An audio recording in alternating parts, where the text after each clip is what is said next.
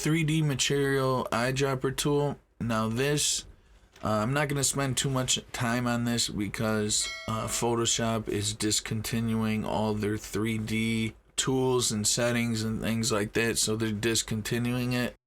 They want you to use the Adobe Substance apps or Adobe Dimension if you're doing anything in 3D.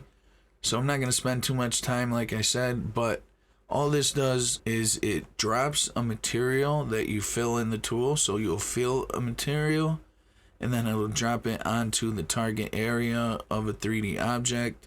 You'll hold Alt and click on a material to load it in, and then you'll click anywhere on the 3D object to drop it onto that 3D model, mesh, 3D layer, whatever it is.